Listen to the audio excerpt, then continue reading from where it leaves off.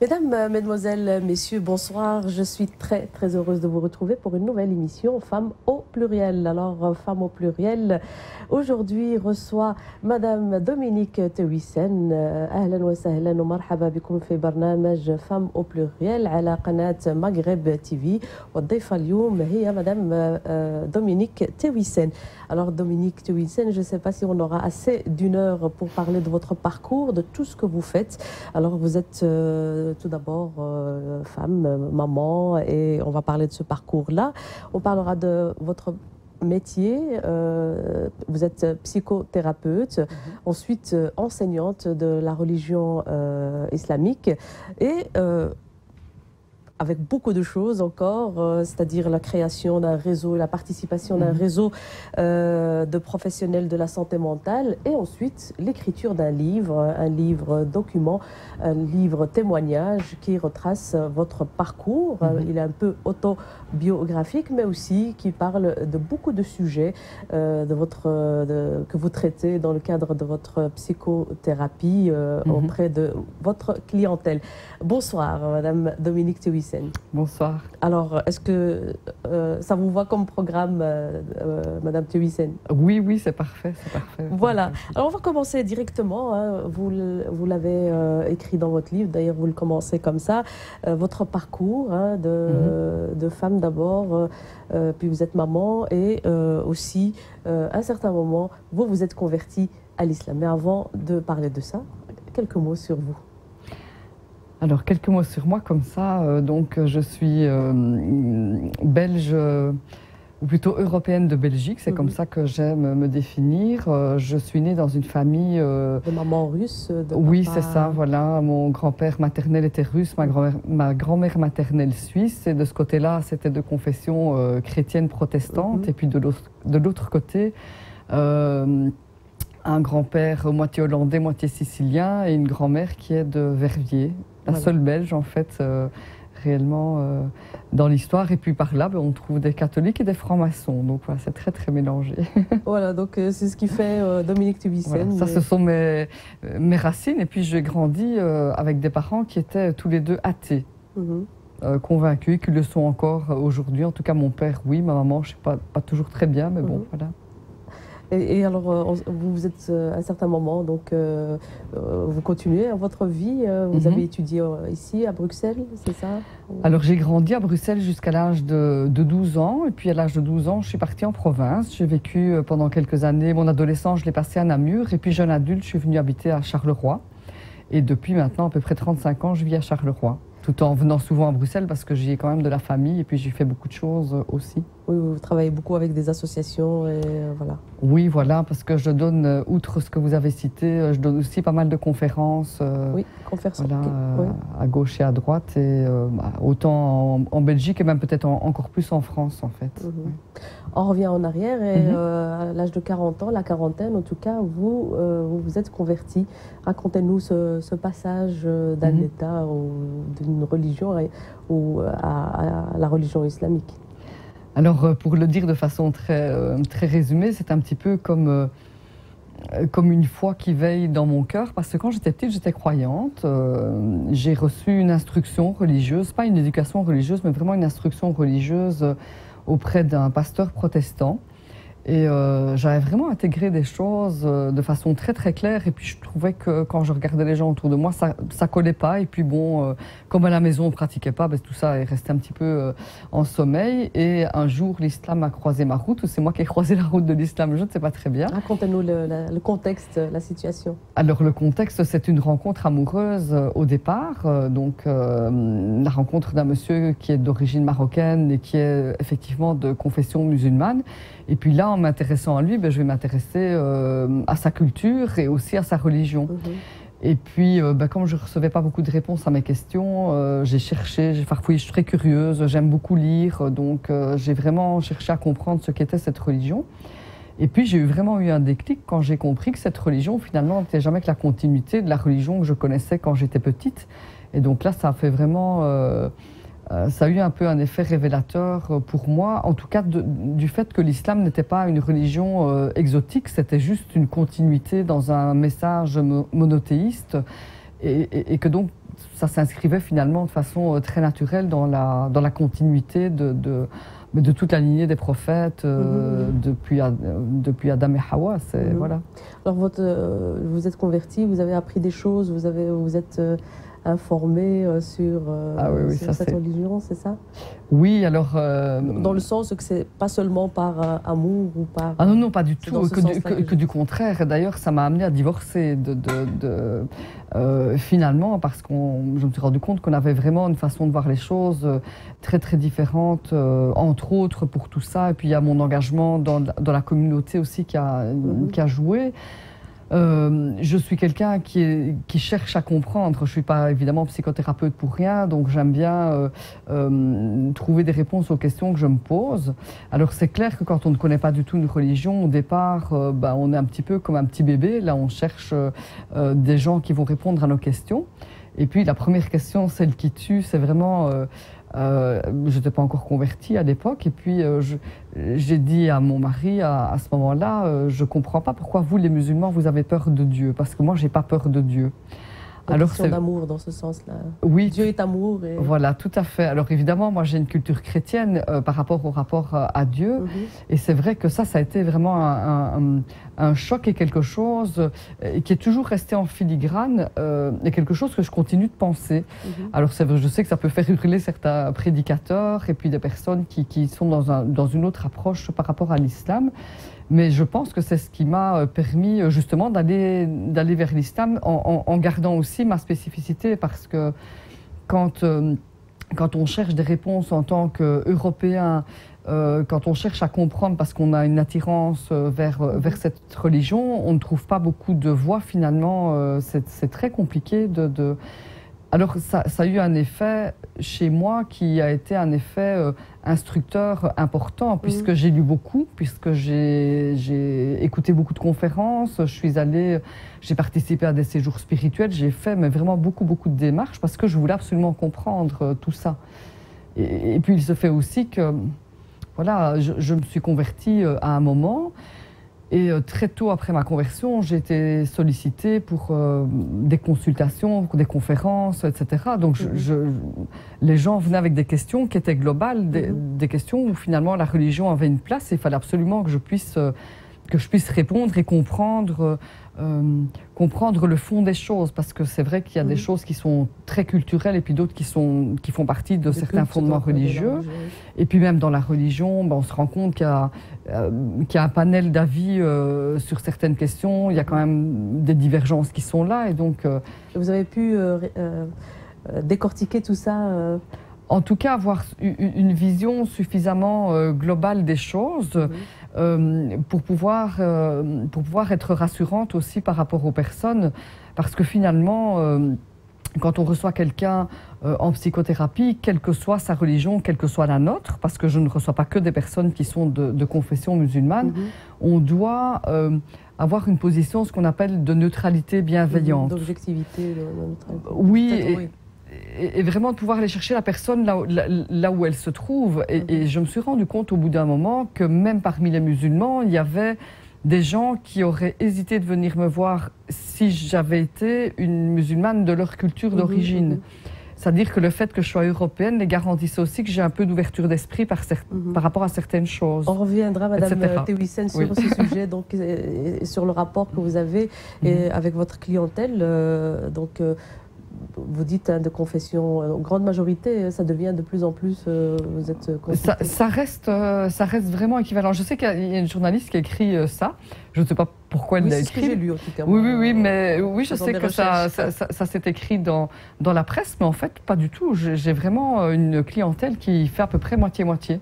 En réalité, et c'est resté comme ça parce que je pratiquais avant, donc j'avais déjà une clientèle qui se développait, et puis forcément une clientèle de confession musulmane, et puis ça reste équilibré en fait, et c'est très bien comme ça. Voilà. Donc vous êtes psychothérapeute, Oui. Mais à l'origine vous êtes éducatrice spécialisée. Comment est-ce que à l'origine, oui. alors à l'origine, non, éducatrice spécialisée, c'est une marche que j'ai franchie pour devenir psychothérapeute avec cette intention-là. Au départ, j'avais pas du tout de qualification, donc moi j'ai arrêté l'école très très jeune, j'avais 16 ans. Et j'avais pas de CESS à l'époque, j'avais un CESI, donc les 3 premières années d'humanité à l'époque, de notre temps. Et puis j'ai commencé une carrière professionnelle en me formant comme ça. Et puis bon, j'ai pu obtenir des qualifications. J'avais notamment des connaissances appréciables en comptabilité, loi sociale, etc. Donc je travaillais dans ce domaine-là depuis, j'ai quand même une petite vingtaine d'années de carrière, puisque j'ai commencé à travailler très jeune du coup.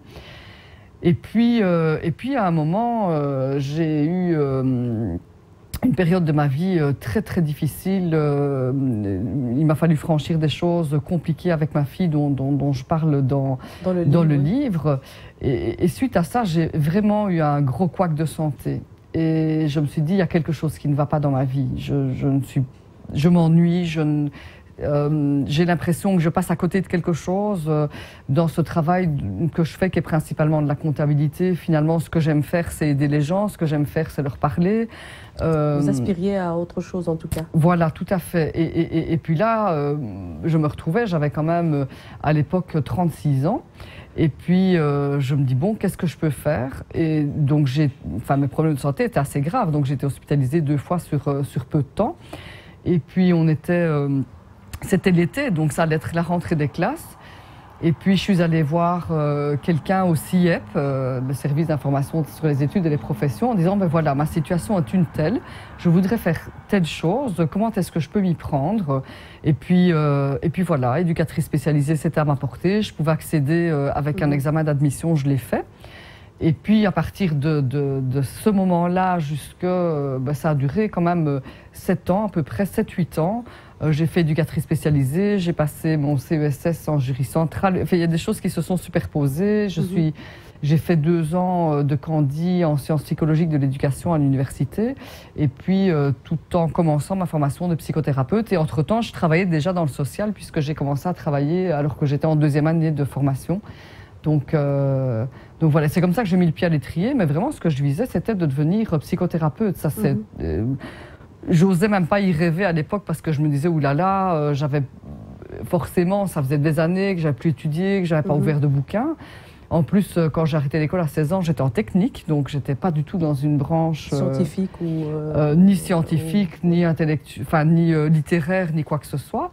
Et donc, même si j'étais pas complètement ignorante et idiote, mais j'avais plus étudié depuis des années. J'avais quand même recommencé quelques années avant, et ça m'a quand même un tout petit peu aidé. J'avais repris des études artistiques. Donc j'avais refait mon solfège, des cours de piano, de guitare, de chant et puis de théâtre. À un certain moment. Oui, j'avais besoin de renouer en tout cas avec le fait d'apprendre. Et c'est vrai que là, le théâtre, ça a quand même été une porte, parce qu'en théâtre, on nous demande de lire des pièces, de lire certains auteurs quand même un minimum. Et donc là, de s'exprimer, etc. Donc là, ça a quand même, ça m'a beaucoup aidé par la suite, tout ce que j'ai appris là. Mais ça reste quand même, on peut le faire un peu en dilettante, malgré tout. Ça reste quand même un enseignement pour adultes, que la plupart des gens viennent suivre pour le plaisir. Vous êtes un exemple vivant, en tout cas, de la réussite. Donc, pour toutes les personnes qui nous regardent, tout est possible? Ah oui, ça, je pense que tout est possible. Et c'est d'ailleurs ce qu'une de mes filles m'a gentiment écrit dans les avant-propos de mon livre, c'est qu'effectivement, tout est possible, et qu'à un moment, je me disais un peu comme tout le monde, voilà, j'ai raté des choses, si, j'aurais pu, j'ai déjà tel âge, etc. Jusqu'au jour où j'ai eu un déclic et je me suis dit, tant pis. Il me reste autant d'années devant moi. Et c'est vrai qu'à partir de là, je ne me suis plus jamais laissé arrêter par la question de l'âge, en me disant que j'ai commencé à compter à l'envers. C'est ce que je propose souvent aux gens de faire. C'est plutôt que de se dire, j'ai déjà tel âge, il est trop tard pour ceci, il est trop tard pour cela. Si j'entame quelque chose aujourd'hui, combien d'années potentiellement est-ce que je peux en profiter. Et à partir de là, j'ai repris, c'est comme ça que j'ai repris des études de musique à un moment, en me disant c'est pas grave, j'ai toujours regretté, enfin toujours, oui, ça me revenait souvent, je me disais c'est bête, j'ai pas continué, j'aurais pu, etc., etc. Donc je l'ai fait. Alors en plus du déclic, qu'est-ce qu'il faut? Vous l'avez dit, hein, c'est le courage, c'est de sauter, faire le pas, Mais c'est un peu ça le déclic. Ce que je remarque, c'est que les personnes qui sont dans des parcours qui ressemblent aux miens, donc qui sont des parcours qui ne sont pas des lignes droites avec, je vais à l'école, secondaire, puis l'UNIF, etc., qui ont des parcours un peu accidentés comme ça, c'est que très souvent, ou des personnes qui même ont des parcours au départ très lisses et puis qui à un moment ont des ruptures, parce que j'ai lu des histoires qui paraissent tout à fait abracadabrantes, de gens qui quittent des professions où ils ont de grandes qualifications pour faire vraiment ce qu'ils aiment, quitte à devenir artisans par exemple. On a des parcours comme ça très singuliers. Des physiciens qui deviennent des grands chefs de cuisiniers. Oui, voilà, exactement. Et finalement, je pense que ce qui se passe, ce déclic, il est souvent lié à un moment où on approche la mort. Je pense que l'être humain est ainsi fait. C'est que là, vous approchez la quarantaine seulement. Hein.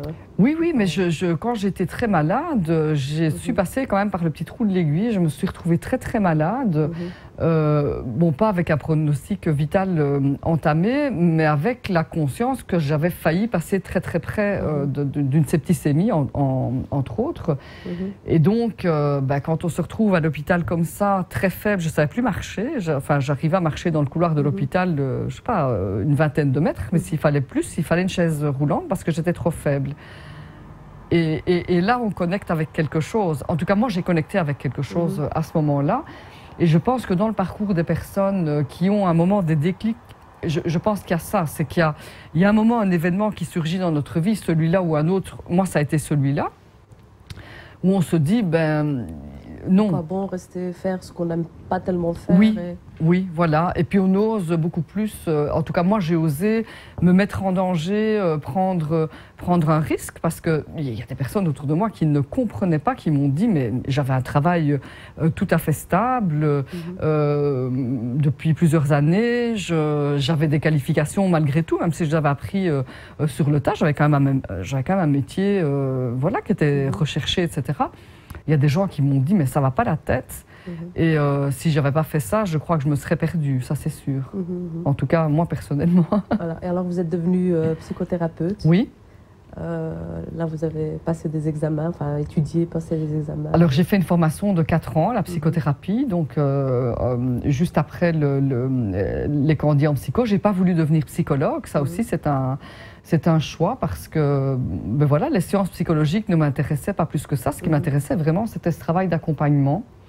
Et donc, à l'âge que j'avais, là, il fallait quand même que je sois un peu stratégique. Un travail d'accompagnement parce que dans la vie de tous les jours, vous sentiez le besoin? Ah oui. Alors, moi, je suis quelqu'un vers qui les gens venaient spontanément parler depuis que j'étais toute jeune.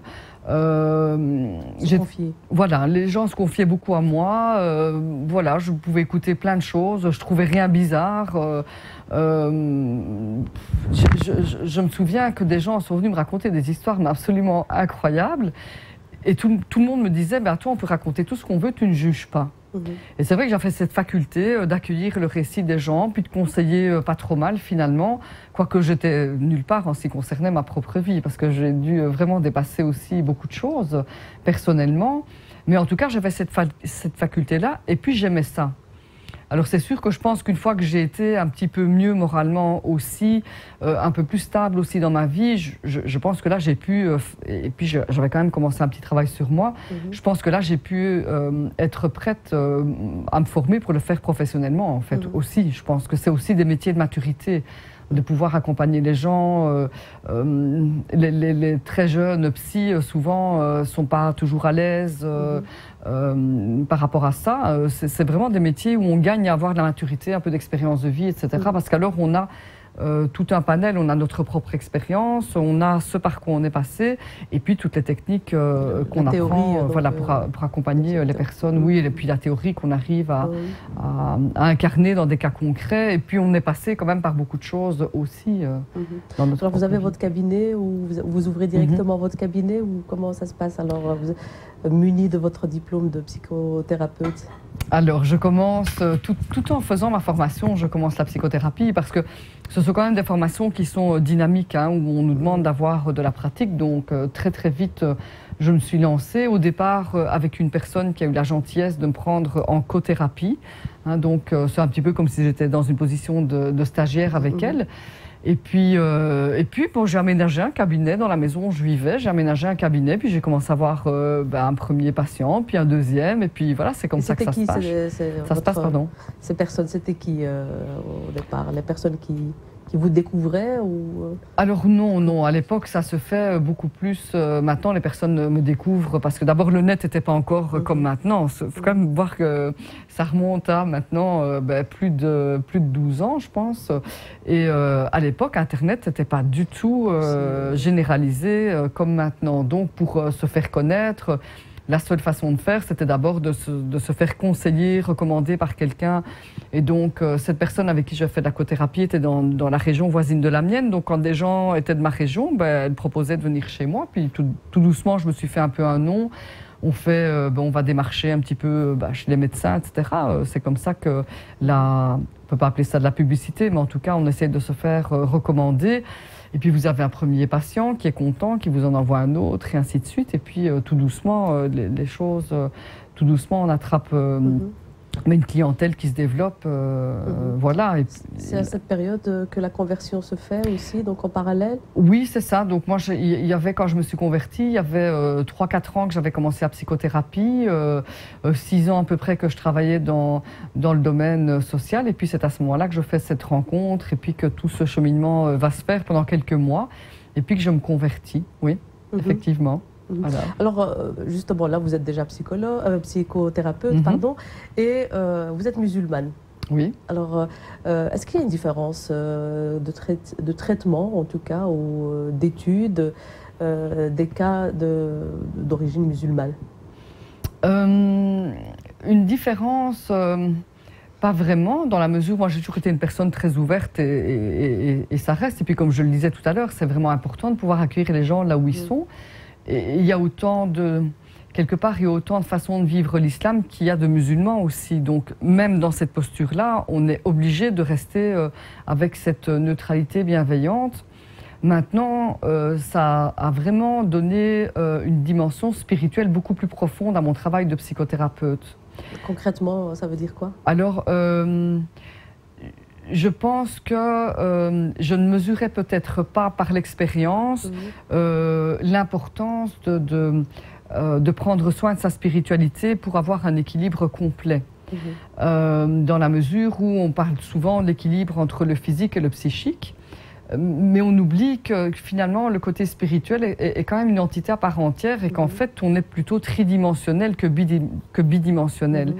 Et que donc... il faut un équilibre entre ces trois points. Voilà, tout à fait, parce que on ne peut pas développer une spiritualité quand on est trop mal dans sa peau. En même temps, le fait d'avoir une spiritualité permet d'augmenter le bien-être. Donc il y a vraiment quelque chose qui se passe de dynamique entre le psychisme et le côté spirituel, en lien avec le côté physique. Et donc tout ça est complètement lié. Et je pense qu'en étant moi-même convertie et puis en pratiquant une spiritualité, etc., je pense que j'ai vraiment connecté avec cette dimension-là.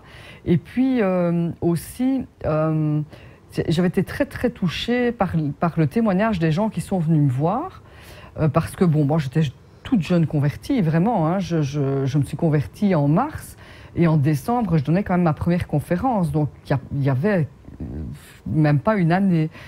Et puis, j'étais très touchée parce que les gens me disaient, mais nous, quand on va voir un psy, on a l'impression qu'on doit mettre laisser notre spiritualité à la porte du cabinet et on est frustré parce qu'on n'arrive pas à être reconnu.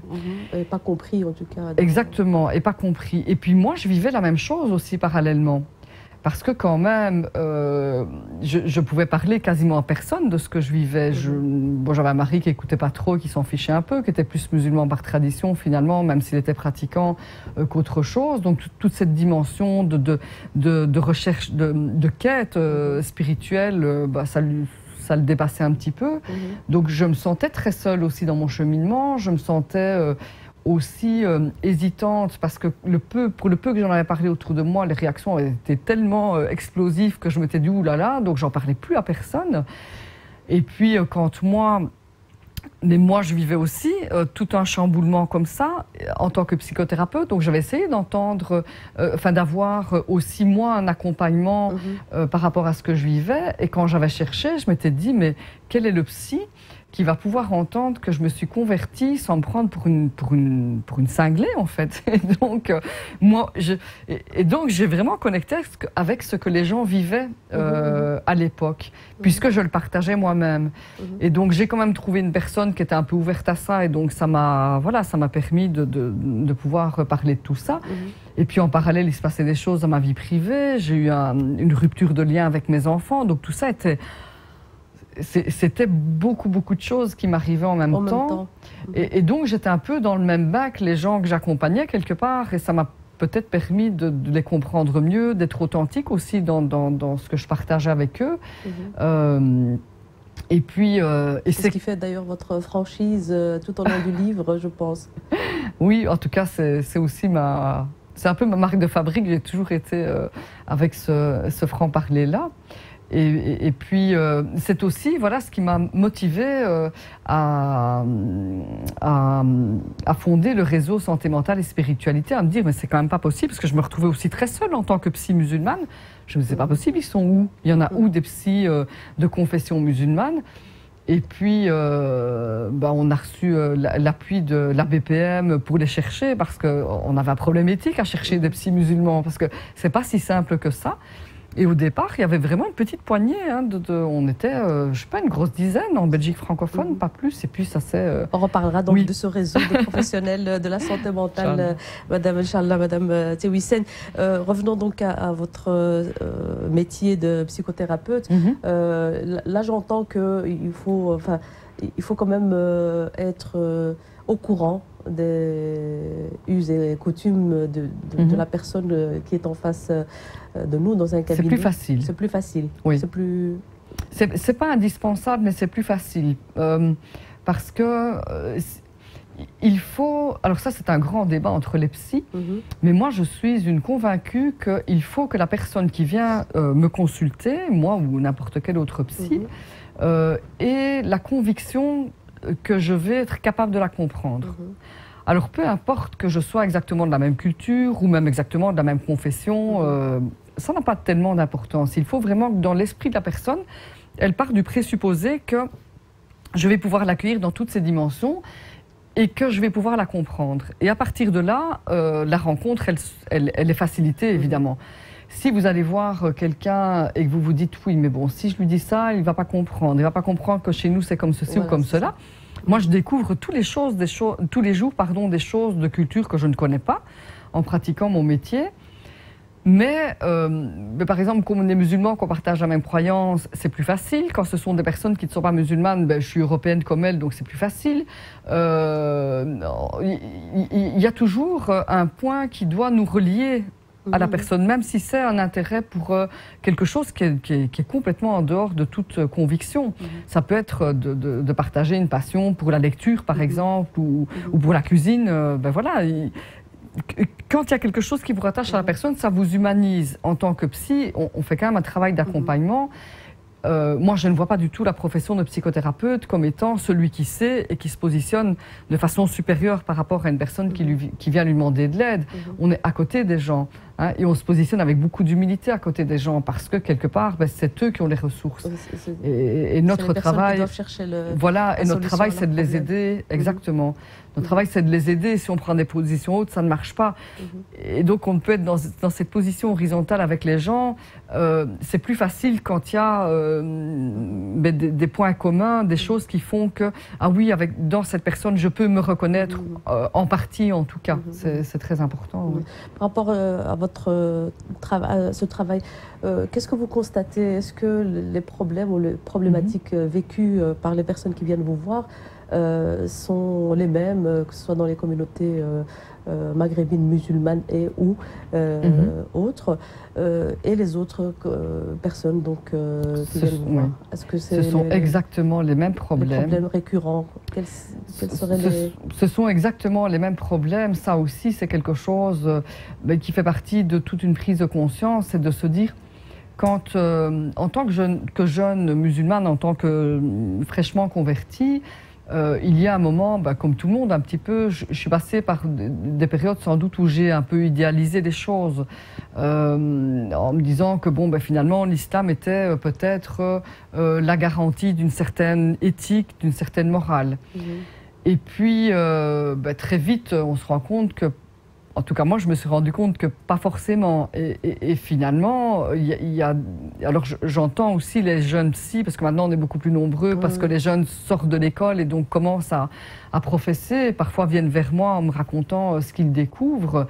Et c'est vrai que récemment encore, j'ai une de mes consoeurs qui me disait « J'ai mal à ma communauté quand je découvre à quel point il se passe des choses dans cette communauté qui sont finalement pas plus belles qu'à l'extérieur. » Et moi, je suis passée par là aussi, de cette illusion, un petit peu de cette idéalisation, au constat que finalement, non, j'avais autant de cas de violence, de maltraitance, d'abus sexuels, intrafamiliaux ou commis par des membres de la famille. Des membres ou de la famille ou par des gens du monde religieux aussi, par des imams, par des responsables d'écoles coraniques, etc. Enfin, vraiment, et non, il y a vraiment pas de différence par rapport à ça. Évidemment, moi, j'ai pas de chiffres, je n'ai pas la possibilité de faire des recherches scientifiques. Oui. Le vécu est à peu près le même. Oui, et puis alors des personnalités manipulatrices, narcissiques, etc. J'ai même l'impression qu'il y en a plus pour des raisons peut-être culturelles. Maintenant, je ne sais pas du tout si c'est un préjugé de ma part. Enfin, pas préjugé, mais en tout cas une estimation erronée ou pas, parce que pour ça, il faudrait vraiment faire de la recherche. Est-ce que l'idée, Madame Théouissène, d'aller voir un psychothérapeute ou un psychologue est rentrée dans les mœurs, dans les communautés maghrébines et musulmanes? Oui, il y a je pense que c'est un préjugé que les membres de la communauté ont vis-à-vis d'eux-mêmes, mais il n'y a pas de différence en fait entre les musulmans et les non-musulmans par rapport au rapport aux psychothérapeutes ou aux psy en général. Moi, je vois bien que dans ma consultation, comme je garde vraiment une clientèle très variée, tout le monde hésite avant d'aller voir un psy. Et parmi les non-musulmans, il y a un tas de personnes qui se disent, quand on leur parle de psy, je ne suis pas fou. Hein, la première, chez les musulmans aussi. Ils ne sont pas différents. Et d'ailleurs, c'est un peu ce que je développe dans mon livre, c'est que finalement, je fais énormément de parallèles entre le monde général, on va dire, et puis la communauté arabo-musulmane, maghrébine, turque, enfin d'origine maghrébine ou d'origine turque, etc.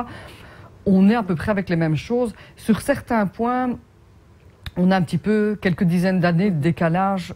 Il y a des choses qui me font penser à ce que moi je connaissais quand j'étais petite. Et qu'on voyait un peu dans la culture judéo-chrétienne, les mentalités catholiques, le bien-pensant, il fallait surtout garder les apparences, et puis on se marie à l'église avec une belle robe blanche. Donc ça reste un peu... Oui, Est-ce que vous avez des résultats aussi positifs avec... Oui. Ah oui, vraiment. L'accompagnement, parce que... Bien sûr, parce que sinon, je pense qu'après plus de 12 ans, je crois que je serais tout à fait découragée.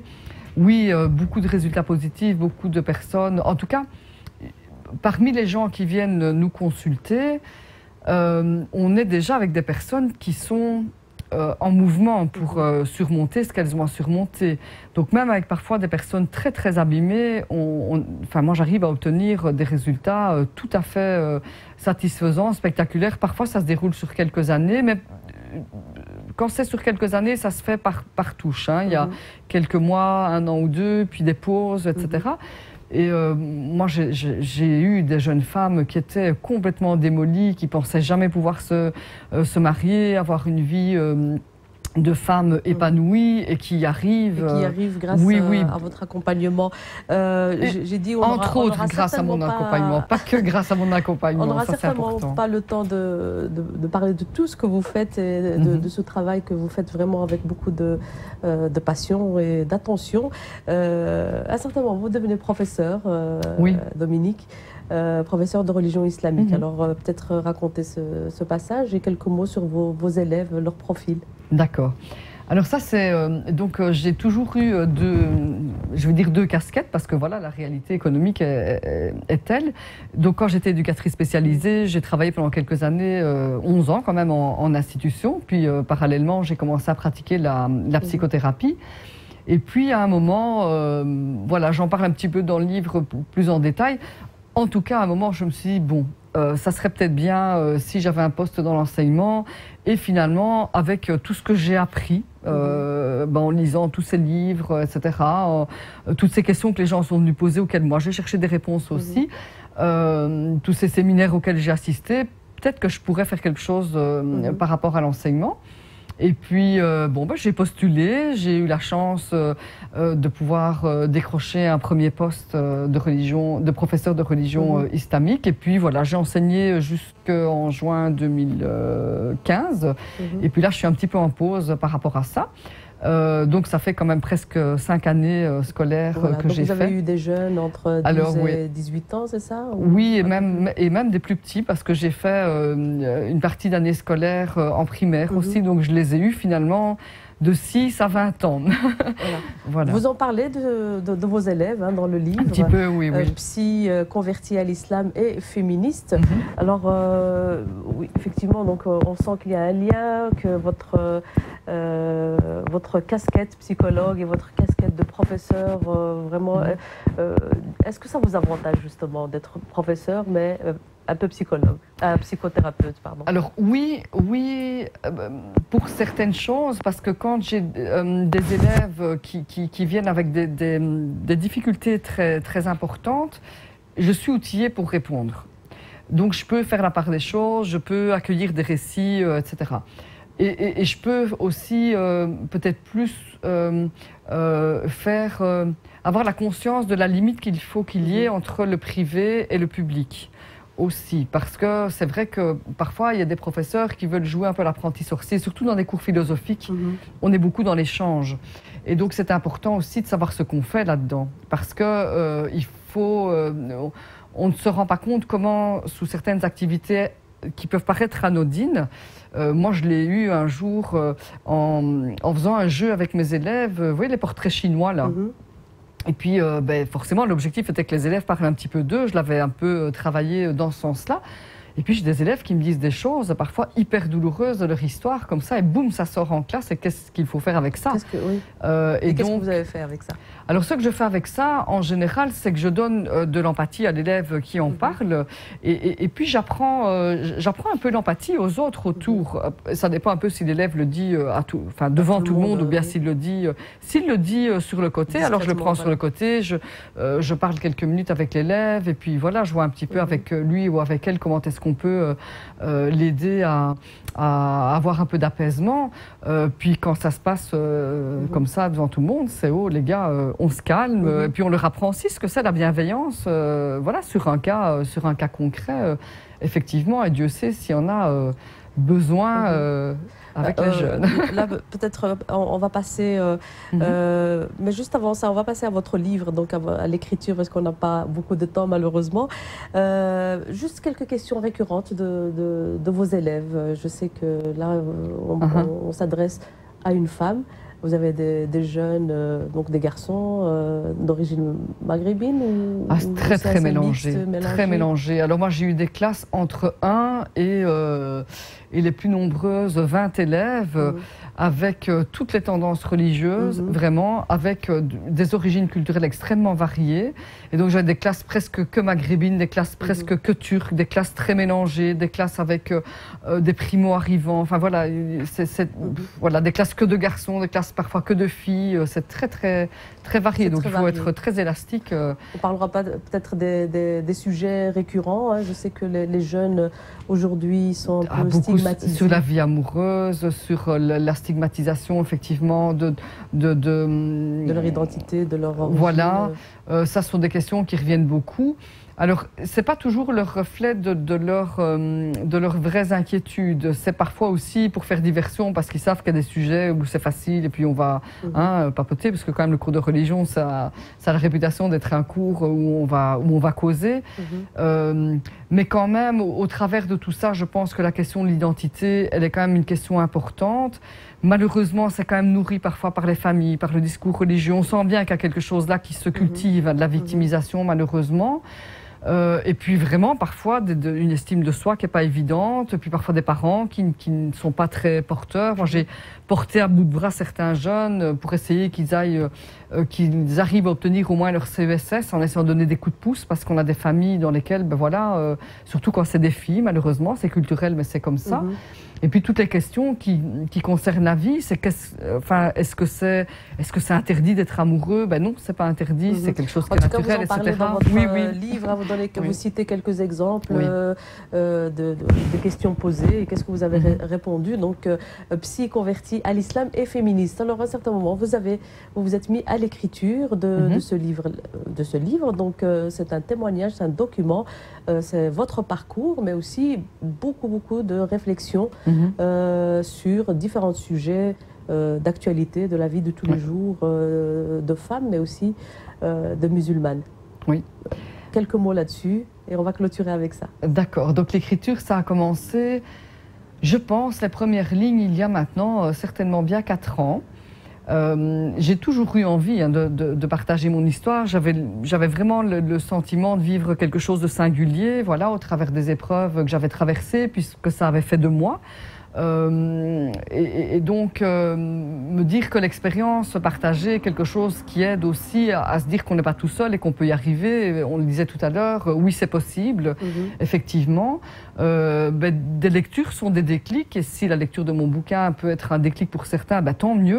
On n'est pas obligé tous de tomber gravement malade pour avoir des déclics et s'y mettre. Ça, c'est très important aussi. Et puis, c'est resté un peu dans un tiroir parce que voilà, c'était peut-être pas le moment. Et c'est ressorti du tiroir au printemps 2014. J'ai recommencé à écrire pendant un voyage à Paris. J'ai écrit tout un morceau assez important du bouquin là-bas.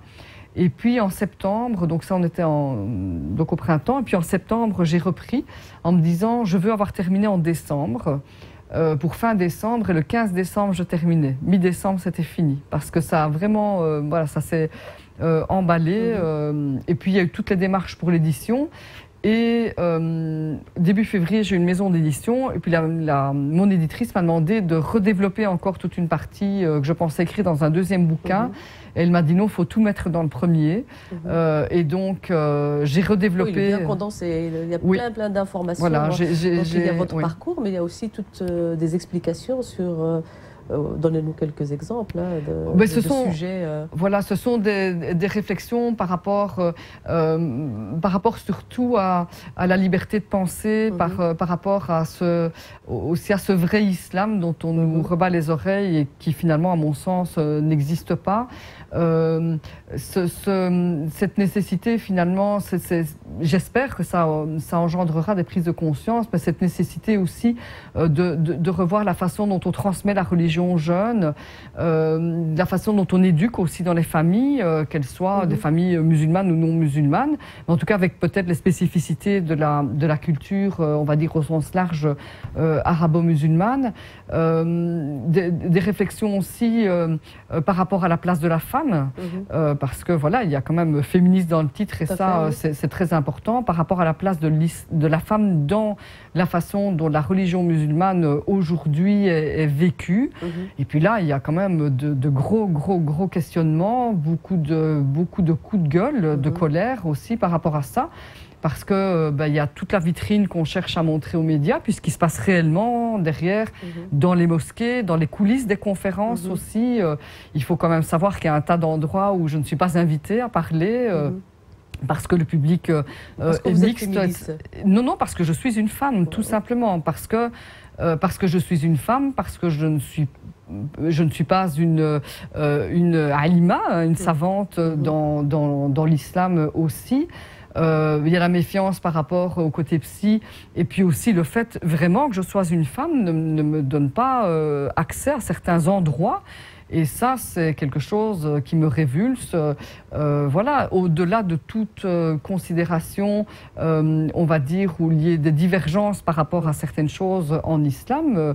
Voilà, moi, je pense qu'il y a... il y a aussi un appel à apprendre à travailler ensemble, que ce soit ensemble d'horizons différents, mais aussi ensemble, les hommes et les femmes. Dieu nous a créés pour travailler ensemble, dans la complémentarité et pas pour nous opposer. Ça, c'est très important. Oui. Donc, il y a aussi des questions taboues. Oui, bien sûr. Il y a un volet sur les déviances sexuelles, la pédophilie. Tout à fait, tout à fait. Donc là aussi, vous avez osé. Oui, mais je pense qu'il fallait... Alors, j'ai fait cette conférence « Les blessures de l'âme » qui est maintenant sur Internet depuis plus d'1 an. Aussi, dans cet objectif-là, c'est une conférence que j'ai demandé à faire. Personne ne m'a demandé, ne m'invite pour parler de choses comme ça. Parce que c'est vrai que ce sont des sujets qui dérangent, ce sont des sujets tabous. On touche à l'indicible, c'est difficile, mais on doit prendre ses responsabilités. Et les musulmans... là, ils ont vraiment un gros travail à faire, c'est d'apprendre à prendre leurs responsabilités, je pense. Merci beaucoup, Madame Dominique Théwissen, donc psy convertie à l'islam et féministe. C'est aux éditions La Boîte à Pandore et on peut le trouver partout, dans toutes les bonnes librairies. On le trouve à la FNAC apparemment, donc en librairie, mais aussi en ligne. On le trouve sur tous les sites qui vendent des livres en ligne, Amazon, etc. etc. Mais dans toutes les librairies. Dans ma ville, voilà, il est dans la librairie, dans la grande librairie de ma ville. Et j'imagine, je ne suis pas allée partout voir. Je sais qu'à la FNAC de Liège, il y est. J'ai mis un petit peu sur mon Facebook les endroits où on l'avait vu. Votre Facebook, c'est Dominique... Non. C'est la même chose que mon site internet, donc c'est Psychochems. Oui, voilà, en un mot, mais si on tape Dominique Théwissen, on va le trouver. Quelques mots sur Psychochems, mais on n'aura pas le temps. Psychochems, donc, qui reprend un petit peu les activités que vous faites. Oui, c'est ça, sur le Facebook. Voilà. Oui.